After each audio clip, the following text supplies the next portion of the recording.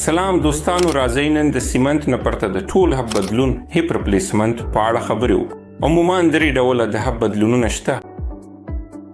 یو ډول یې هغه دی چې موږ پکې د برخو د فکس کولو لپاره سیمنټ نه کارو.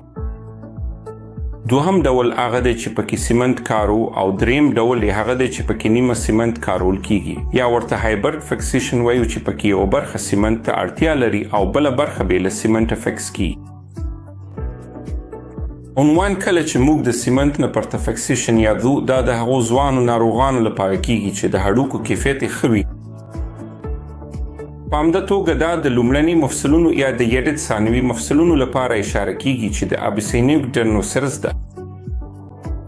خو اصلي خبره دا ده چې د هډوکو کیفیت باید ښه وي او د قوي نیولو لپاره باید کافي میټافیزیل هډوکي شتون ولري. موخه دا ده چې د اړتیا په صورت کې د راتلونکي جراحي لپاره هډوکي وساتل شي. د بیاکتنې جراحي لپاره که موږ کافي هډوکي ونه لرو، نو بیاکتنه تل خرابي پایل لري. خو کله چې موږ په عمده توګه د بیاکتنې لپاره د سمنټ پرته د هب بدلولو جراحي کوو، موږ معمولا د هډوکو ښه ذخیره لرو. نو که اړتیا وي، دوهمه جراحي هم بریالي کیږي.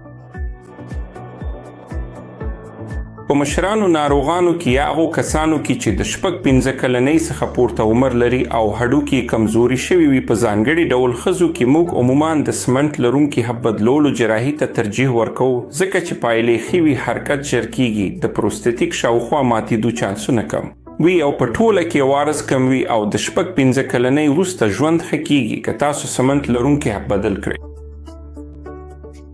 کله چې موږ د سمنټ پرته هب بدلولو په اړه خبرې کوو، ملي راجستر یا د ادبیاتو معلومات ښیي چې نږدې 0 څخه تر 15 کلونو پورې د ژوندي پاتې کېدو کچه له 9% څخه زیاته ده، چې دا یو ښه شمېر دی. د سمنټ پرته تثبیت په صورت کې د پروستاتیک شاوخوا ماتېدو چانسونه لږ څه لوړ وي، خو دا چانسونه هغه وخت زیات وي که چیرې موږ دا جراحي په نیمه کمزوري هډوکو یا د هډوکو د کمښت په ناروغانو کې ترسره کوو. په دې کې هم ځینې ډیزاینونه رول لري، لکه موږ چې د کالر لرونکی یا بې کالره سټیم کارو، خو عموما له یوې ټاکلي عمر وروسته موږ هیڅکله هم د هب بدلولو لپاره د سمنټ پرته تثبیت ته ترجیح نه ورکوو. اوس مهال یو نوی تمایل رامنځته شوی چې د هایبرډ تثبیت په اړه خبرې کوي چې پکې د فیمورال سټیم سمنټ کیږي او د اسیتابولر برخه چې کب د بې سمنټوي او دا ښه پایلې ورکړي دي.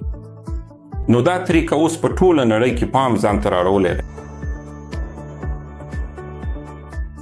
اوس کله چې موږ د غیر سیمنټ شوي هب بدلولو ډولونو په اړه خبرې کوو، راځئ چې د فیمورل ډیزاینونو په اړه وغږیږو. اوس د فیمورل ډډونو دا ډیزاینونه دوی د ځینې تبادلې لپاره هم رول لوبوي، لکه که تاسو د ټیپرډ ویج څخه کار اخلئ، په اصل کې د میټافیزیل د کولو ډډ، یا که تاسو د ډایفازیل فټ لپاره ځئ. ځینې وختونه موږ لنډ ډډونه کارو. د غاړې نرمون کوم چې د هډوکو د ساتنې لپاره یو ښه تخنیک دی، او دا په دې وروستیو کې یو څه شهرت هم ترلاسه کړی دی. اوس د سیمنټ پرته هب فکسیشن د کارولو اساسي مفکوره دا ده چې هډوکي باید زموږ امپلانت ته وده ورکړي. نو د دې لپاره بیلابیل تخنیکونه یا بیلابیل انتخابونه شته،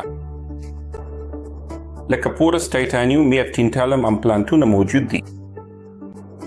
په اصل کې دا د ترابیکیولر فلزاتو څخه دي، یا کله ناکله موږ دا هم د هایدروکسي اپټایټ سره پوښو څو هډوکي زموږ په کمپوننټ کې وده وکړي. دا په اصل کې د کمپوننټ او هډوکي ترمنځ کیفیت ته لاره هواروي. په ورته ډول د اسیټابولر اجزاو لپاره موږ سوري لرونکي پیالې لرو او موږ د هغې د سمولو لپاره پیچونه کارو. دا کېدای شي سیرامیک یا فلز یا پولیمر پر بنسټ وي. دا د ډیزاین پورې اړه لري چې موږ کوم ډول امپلانت کارو. نو په عملي توګه د سمنټو پرته د هب فکسیشن د هغو ځوانانو لپاره دی چې د هډوکو ښه کیفیت لري. معمولا د زړو ناروغانو لپاره په ځانګړي توګه د 15 کلونو څخه پورته عمر لرونکي میرمنې د اوستیوپوروټس لپاره موږ هیڅکله دا نه کارو.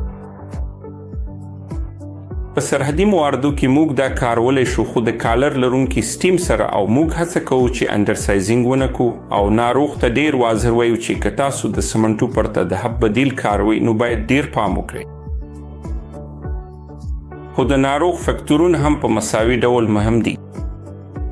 کله چې موږ د ناروغ د فکتورونو خبره کوو زما مطلب دا دی چې هغه فکتورونه چې تاسو یې بدلولی شئ تر څو ډاډ ترلاسه کړئ چې ستاسو حب ډیر او ډیر وخت دوام وکړي.